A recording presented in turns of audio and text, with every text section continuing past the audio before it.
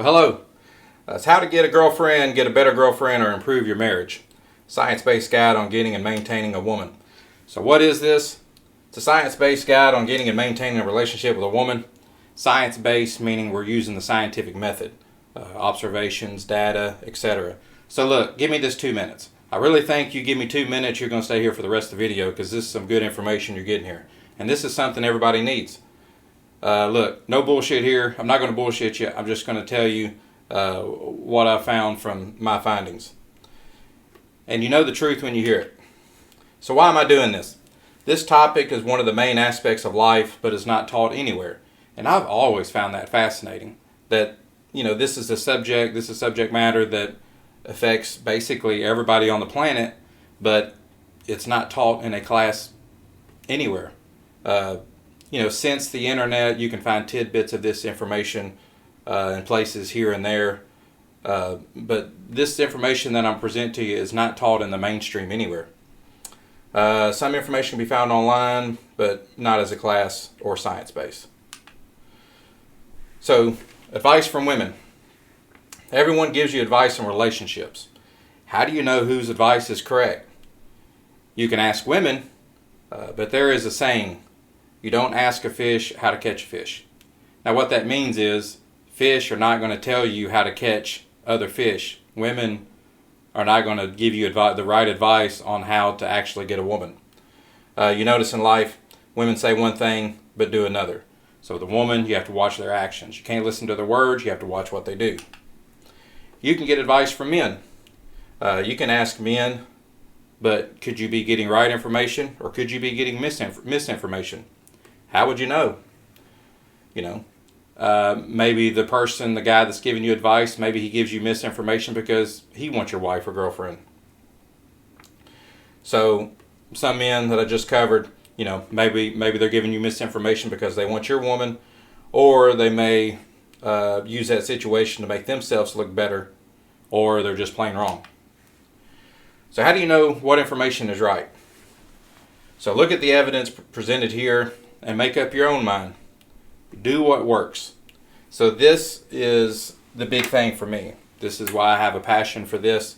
So I had to know the why. I've had people tell me all throughout my life, give me advice on many things, including relationships, but I've heard it all. I've heard people say, you need to get flowers and chocolates and all that. I've heard other people say, don't get flowers, and you hear everything both ways. And you have to decipher, well, what's correct, what's not correct. I always had to know the why. So I had to know the why. Why are things this way? And I think once you understand the why, the rest of it makes sense. So what are my qualifications? I'm a science professor. I have a degree in science education. I've been married, divorced. I'm a father. I'm remarried. I've had several long-term relationships. I've been on several dates.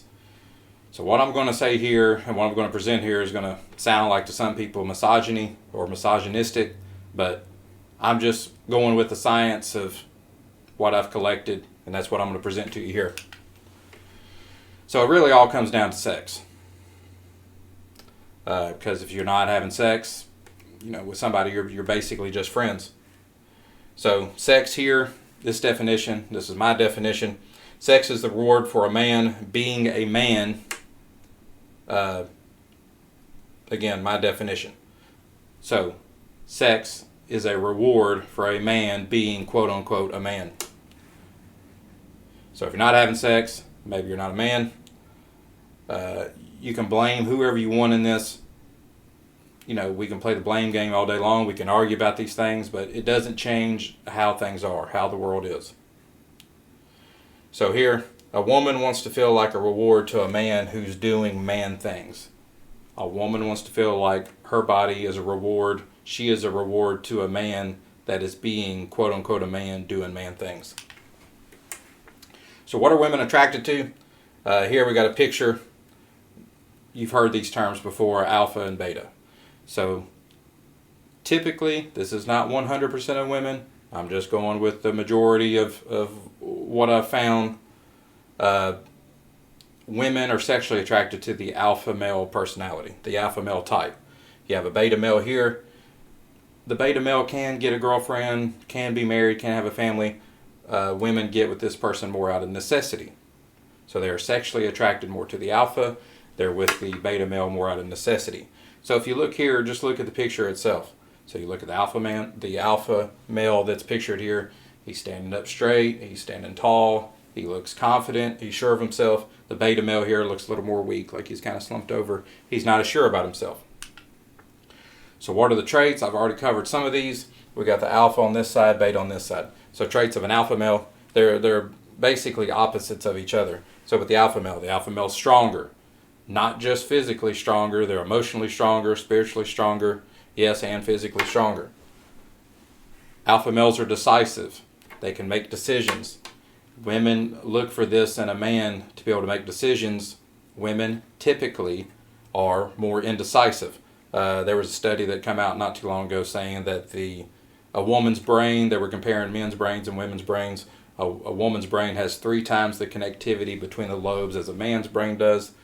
That may answer some questions why women are not as decisive as alpha men are, because they're thinking about things, rationalizing it way too much, while an alpha man will just make a decision and go with it. The alpha male is able to replace her with another woman. He makes her feel safe. That is a big one for women. Women want to feel safe. And he's confident in himself. So again, the beta male is going to be the opposite of all that. Beta male is weaker, not just physically weaker. He may be emotionally weaker. Beta male is a little more indecisive. He's not as good at making decisions.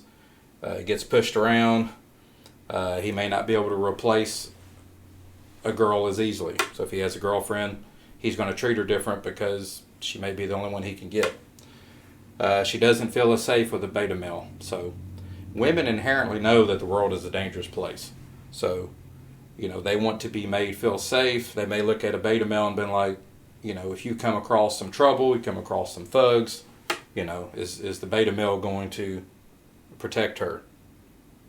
Here, lastly, beta males are unsure of themselves and their vision, what they're supposed to do in life. All right, why don't women teach men how to be alpha? All right, in my research, my studies have found from surveys of multiple women that it's more attractive for a man already to be alpha than a woman to have to teach him how to be alpha. So it's kind of a paradox there, like how are you supposed to know if you don't know? But according to studies I've found, women want an alpha male who is already alpha, and she doesn't want to have to train him how to do that. Let's see, I've already covered this. Women report they would rather have an experienced man in the bedroom than a virgin man. So, you can find studies that, this is kind of opposite of what a man would want. Typically, men want a woman that's pure, is a virgin. It's apparently opposite for a woman. A woman is not as attracted to a man that doesn't have any experience in the bedroom. A guy that's knows what he's doing, he's slept with other women. This is evidently a trait attractive to women. Women do not raise their sons in the same way as their men they're really attracted to. So if you've ever noticed this, if you notice, moms are typically more nurturing to their sons. So you may notice this mom is very nurturing. She's nurturing to her son, and you sit there and think, well, maybe she could treat me that way. She can be nurturing to me. But then what you notice is the way the mom raises her son is she does it in a way, the man that she's attracted to is different from the way she's raising her son. If I explain that well enough. Let's see here. Boys without a dad epidemic. So kind of just what I've seen just in my observations. You got a lot of single moms throughout the world. You got a lot of, it's not every situation, but there are a lot of boys being raised without dads, and I think they are missing that kind of sternness you're going to get from a father. If they're getting a little coddled too much by their mom because moms are more nurturing. So then, to me, in my opinion, they're not as prepared going out into the real world, trying to, they may sit around like, well, why can't I get a girlfriend? They didn't have that strong male role model in their life. Let me hit back on this one real quick because I don't know if I've hit that one good enough. What I was saying with the mom, with the son, and who she's attracted to. Most times, what I've noticed, a mom will raise her son to be she's very nurturing. She's always coddling the boy, so he's always being able to escape from any kind of danger. But then you see who that mom is attracted to as far as in a relationship. She typically likes a bad boy who's kind of the opposite of however she's raising her son. So I just want to kind of hit that one more time if I didn't get that good enough. Last up in here, she's sympathetic to everybody but you. So if you notice in relationships, because there is sex involved, notice these women, or not all women, notice a lot of women throughout the world, you got to save the cats, save the dogs, you got to save squirrels, you got to save all the trees, save everything that's bad. So this woman's coming off very nurturing, very nice, but yet she'll turn to you and she's not going to nurture a man like that in any way because there's sex involved. She's looking at the man like, no, I'm not nurturing you at all. You need to get up and do all the whatever it takes to do whatever you're doing. So where does all this come from? Well, it comes from nature through evolution. Our DNA programs us to be attracted to what is best suited for the survival of our offspring. So, many people sit around, they're like, why are women this way? Why are men this way? It's because of evolution. It's the way we've been programmed through our DNA throughout the ages.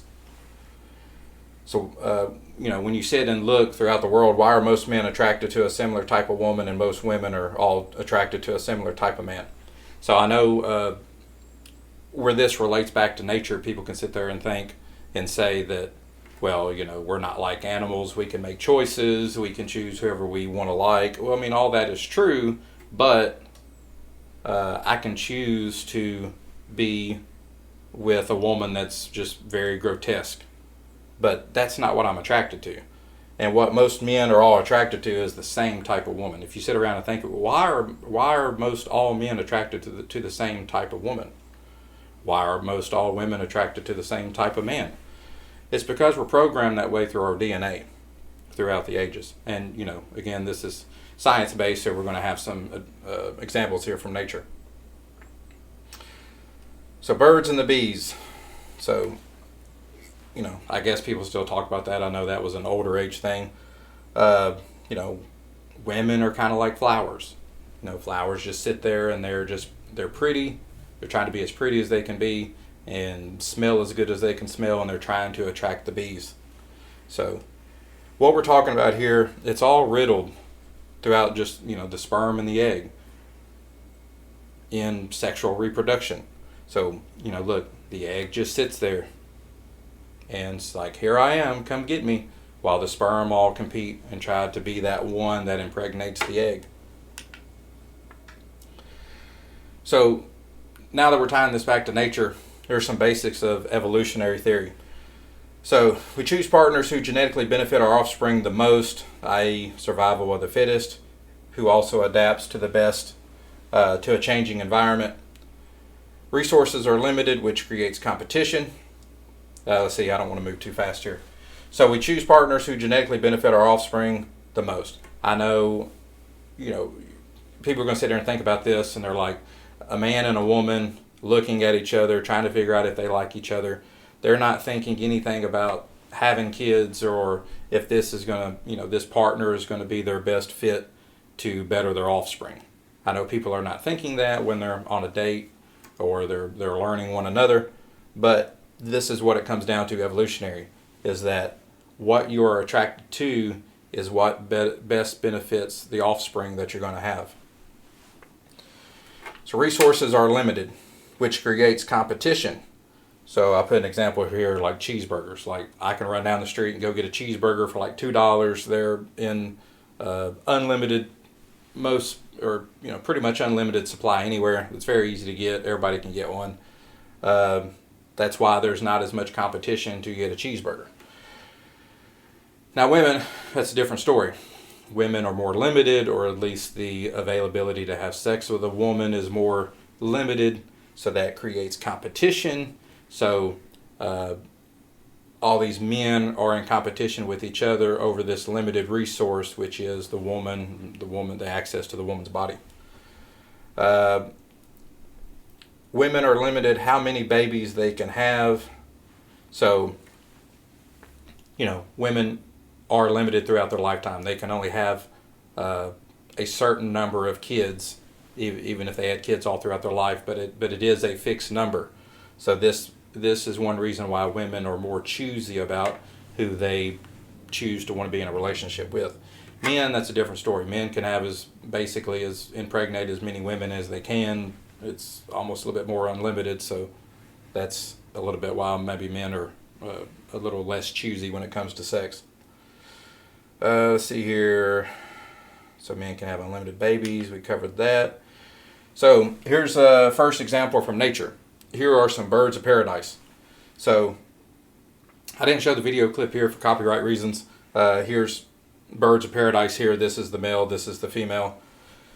So I'll put a link in the description of the video if you want to see this full clip of what goes on here. But I'm going to just kind of summarize it for you real quick. So the male decorates his home to attract the female. So, and you sit here and think about this. You're like, how do these birds here with brains that are like literally like this big, how do they know to do all this stuff? How does this male know to impress the female? Well, again, it's through DNA. It's through evolution.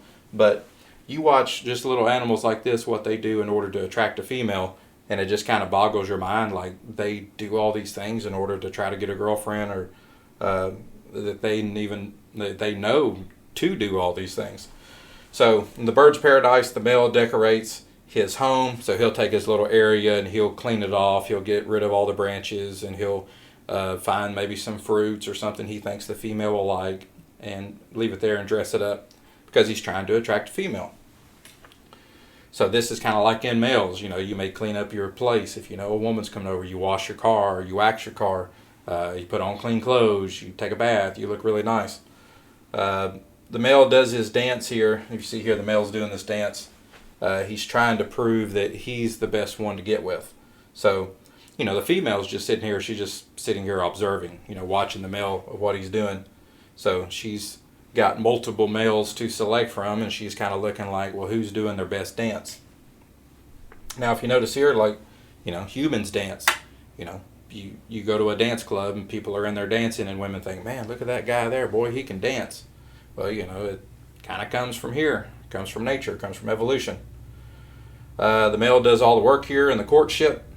So, women, females like to be courted, which is work. I'll put that in there. It's work for the male. While the female chooses out of the multiple males she watches. So, kind of already covered that. The female, just kind of like in the sperm and the egg, female's just kind of sitting here watching. Kind of like, all right, impress me. The male's doing all the work. But in turn, the female knows she gets pregnant by the male may skip out of there, and then she's doing all the work raising the offspring. All right, here we have polar bears. Now I'm going to kind of speed through this kind of quick, because just to kind of get through it, and I'm being charged by the minute here on my data. So if I fly through this too quick for you, just go back and rewatch anything you need to. All right, here we got polar bears. The female polar bear here, she gives the inclination she wants to have sex with the male, and then she leads the male on a chase. She runs and makes the male chase her. And the reason the female's doing this, she's testing the endurance of the male. If his seed's good enough for her to be able to have sex with him. And I mean, this may go on for miles. They may go on a chase for a mile or two. And there are times that the male stops and he gives up. He's just like, you know what, forget this. I'm not even interested anymore to have sex with a female polar bear. Well, when he stops, the female stops. And she gives the inclination again, like, well, come on, let's do this. And then he thinks he's going to get to have sex again, and then they start running again. And eventually, after a very long chase, nature takes its course. All right, here we got some rams. All right, the female is off screen here. These are two male rams here butting heads. The female's just off screen here. She's just watching the fight. Now, the female's not sitting here like, oh, no, don't fight over me. You boys quit. One of y'all's going to get hurt. She doesn't do that. She lets the males fight over her. So she watches the males fight, and of course the one that wins is the one that gets to mate with the female. So in a correlation to humans, women find it hot when two men fight over them. I'm not saying for anybody to go out here and do anything illegal and not get in fist fights or anything like that, but as you notice throughout time, women do like when men fight over them. Not just physically fighting, but maybe verbally or whatever. Just giving the notion that she's being fought for. She finds that hot. She finds that attractive because it comes from nature. So the woman doesn't stop the fight. I cover that. Now the woman doesn't coddle the loser here. The guy that loses. She's not sitting there like, oh, it's okay. Let me give you sympathy. I'll be your girlfriend anyways. Doesn't happen. The guy that wins, the one that gets the girl. All right, we got chickens here. I know you all know chickens and hens. So here we got the main rooster. Here's the hens. So all the hens want to be picked by the head rooster. So all the hens are fighting for the attention. So if you've ever had any experience with chickens, the head rooster starts coming out and all the hens start, they're all basically sitting there like, pick me, pick me. The hens are okay that this main rooster here, has sex with all these different hens at different times, different days. They don't care that he's already had sex with so many other hens. They still want him. That's attractive to them. The hens consider the rooster high value because he has access to multiple females. Examples throughout all sexual reproduction. So again, do you see all these females wanting one male, in this case, rooster themselves? No, they all have the main top rooster, the top rooster of roosters here that they're all fighting over. You see this happen throughout real life. You see most women, they all fantasize over the same type of guy that's in pop culture, that's on the cover of a women's magazine, some hot guy, and you see all women basically being in love with the same man. You don't see that happen with men as much. So what do women like based on the above examples?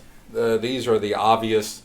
So how you dress, I've already covered some of this in previous stuff. How you dress, your appearance, looks matter. Whoever tells you that, oh, it's okay, looks don't matter, that's the biggest load of shit that I've ever heard.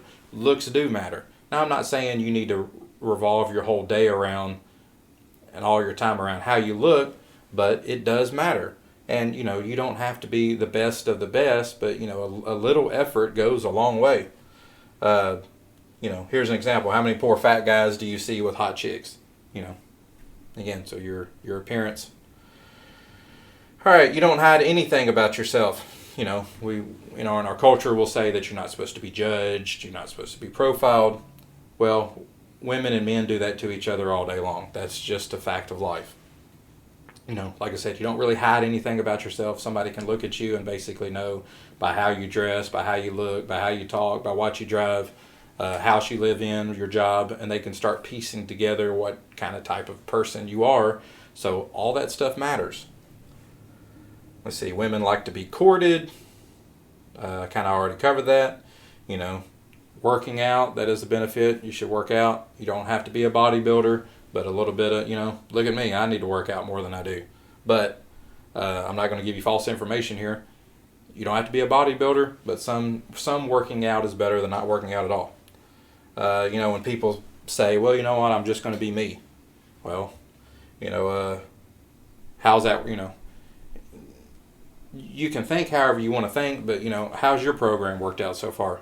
If you're here watching this, maybe you need to consider changing some stuff.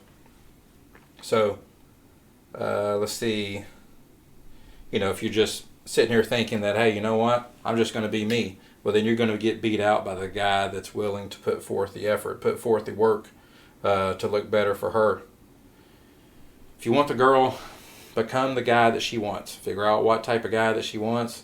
A lot of girls like the bad boy, then become the bad boy. So figure out what she's into. Figure out what type of guy she likes. Figure out, what guy she likes. Try to become that guy. Try to become what she wants. So women fall in love with your face over your body.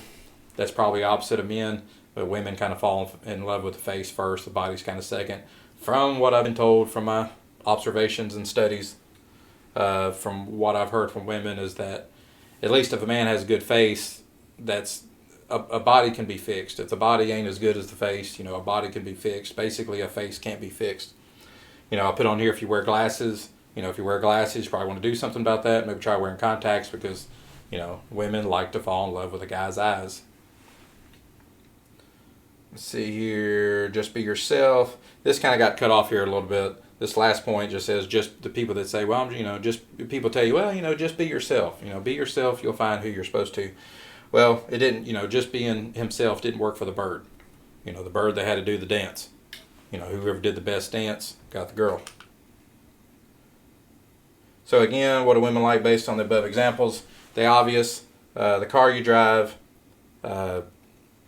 she likes the bad boy image. A woman would rather share an alpha than to have a beta to herself. So, women typically would rather have to share an alpha guy than to have a beta guy they're not sexually attracted to, that she would have all to herself. Your job, your income. I'm not saying you got to make $1 million. Not saying you got to have the best job out there, but that stuff is part of it. It is important. So this shows how well you can be a provider through evolution. If you want to look at it in evolutionary terms, it's how well you can adjust to your environment. So some people say, well, that woman, if she's looking for money, then that makes her a gold digger. Well, how much money you make kind of signifies how good you are at figuring things out in life, how good you are at adapting to your environment. Again, women are looking at that based on, evolution. Every girl wants a guy that she can show off to her friends. Are you that guy? You got to think about, what can she tell her girlfriends about you? Every girl, when they sit around their circles, women are social. They're social creatures. So when they sit around their circles, they're all in competition with each other. They're like, oh, well, my guy bought me flowers. And like, oh, well, my guy bought me this ring. And, oh, well, my guy took me on vacation. Well, my guy goes, on walks with me in the park. And all those women that say all those different things, they're all still jealous of each other, because the woman that got the big ring, she's jealous of the woman that her guy took her for a walk in the park. And she's sitting there thinking, well, she wants to be, go for a walk in the park. And the girl that her man took her for a walk in the park, she's jealous of the girl that got the big diamond ring. So in the girl competition, it's kind of like a girl saying that it's how beautiful she is, kind of like, I am so beautiful, I got this type of guy. That's kind of basically what they're saying when they're sitting around in their little social circles in their competition with each other. Competition is just not for men. Women are in competition with each other too. So, this is the conclusion of part 1. We're going to start getting into part 2. So if you want to see part 2, click the link in the description. The link's going to take you to a page for part 2, and you need to get part 2. If you enjoyed part 1, part 2 gets into a deeper dive of what we're getting into, the stuff that you really need to know. Now, I think it's going to be something like $1 or something, whatever I set the price at on when you click the link for part 2, unless inflation gets real bad and end up raising the price from that. But what we're going to get in part 2 is what the woman you want is attracted to, what she's not attracted to, not the not so obvious ones. Changes you can make to achieve this, how to get your ex back, women testing you, the psychology of women in relationships, cycle of money and sex, and more. Now, if my channel grows enough, if I get enough likes and subscriptions here, maybe I could put part 2 here whenever that happens, that can be monetized. But I'm telling you, you need this. For the rest of this podcast, go to YouTube, copy and paste the title of this podcast, and put it into the search. And go to my channel, A Secret Lie. Thank you.